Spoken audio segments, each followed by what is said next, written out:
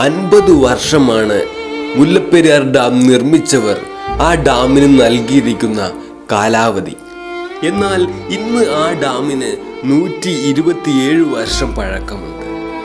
കേരളത്തിലെ കാലാവസ്ഥ വർഷം തോറും വഷളായിക്കൊണ്ടിരിക്കുകയാണ്.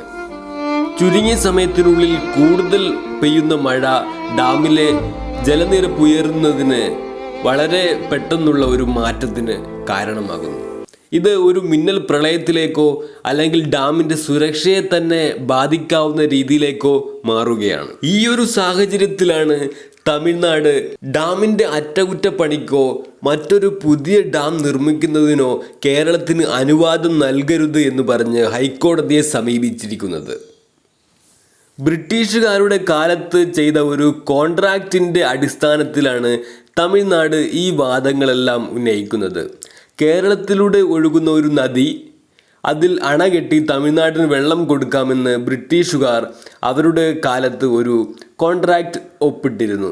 എന്നാൽ അതിൻ്റെ കാലയളവ് വെറും 90 വർഷം മാത്രമായിരുന്നെന്നും അതിൽ ചില ക്രമക്കേടുകൾ വരുത്തി തമിഴ്നാട് അതിൻ്റെ വർഷം കൂട്ടുകയും ചെയ്തു എന്നുമെല്ലാമുള്ള പല വിധത്തിലുള്ള കഥകൾ പ്രചരിക്കുന്നുണ്ട്. എന്തുതന്നെയായാലും കേരളത്തിൻ്റെ ജനങ്ങളുടെ സുരക്ഷയും അവരുടെ അവകാശങ്ങളും മുൻനിർത്തിക്കൊണ്ട് ഈ ഡാം പുതുക്കി പണിയേണ്ട പൂർണ്ണ ഉത്തരവാദിത്വം തമിഴ്നാടിന് തന്നെയാണ്.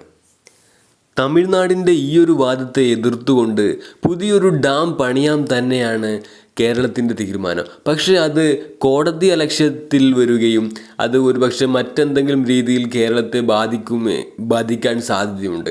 എങ്കിലും കേരളത്തിൻ്റെ ഗവൺമെൻറ്റിന് കേരളത്തിലെ ജനങ്ങളുടെ ജീവൻ്റെ സുരക്ഷയാണ് തമിഴ്നാടിന് വെള്ളം കൊടുക്കുന്നതിനേക്കാൾ കൂടുതൽ ആവശ്യം.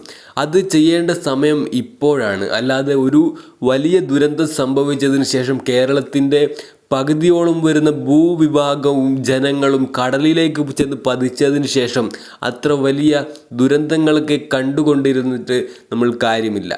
നമ്മൾ ചെയ്യേണ്ടുന്ന കാര്യങ്ങൾ ചെയ്യേണ്ടുന്ന സമയത്ത് വളരെ കൃത്യമായി ചെയ്യണം. ഇല്ലെങ്കിൽ നമ്മൾ അഭിമുഖീകരിക്കേണ്ടത് വലിയ ദുരന്തങ്ങളായിരിക്കും. അതുകൊണ്ട് തന്നെ എത്രയും പെട്ടെന്ന് നമ്മൾ ചെയ്യേണ്ട കാര്യമാണ് പുതിയൊരു ഡാം പണിയുക എന്നുള്ളത്.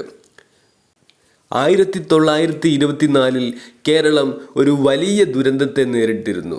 മഴ കൊണ്ടുള്ള, വെള്ളപ്പൊക്കങ്ങൾ കൊണ്ടുള്ള ഒരു വലിയ ദുരന്തം. ആ ദുരന്തം അതിൽ പിന്നെ അത്ര വലിയൊരു ദുരന്തം കേരളത്തിൽ ഉണ്ടായിട്ടില്ല. ഇപ്പോൾ 2024 ആയിരിക്കുകയാണ്. ഒരു വലിയ ദുരന്തം സംഭവിച്ചിട്ട് 100 വർഷം പിന്നിടുകയാണ്. 100 വർഷം കൂടുമ്പോൾ സംഭവിച്ച കാര്യങ്ങൾ, ചരിത്രത്തിൽ സംഭവിച്ച കാര്യങ്ങൾ വീണ്ടും ആവർത്തിക്കാൻ വളരെ സാധ്യത കൂടുതലാണെന്നാണ് ചരിത്രകാരന്മാർ പറയുന്നത്. അത്തരത്തിലുള്ള ഒരു ദുരന്തമാണോ നമ്മൾ 2024 കാത്തിരിക്കുന്നത് എന്ന് എല്ലാവരും സംശയത്തോടെ നോക്കിക്കാണുകയാണ്.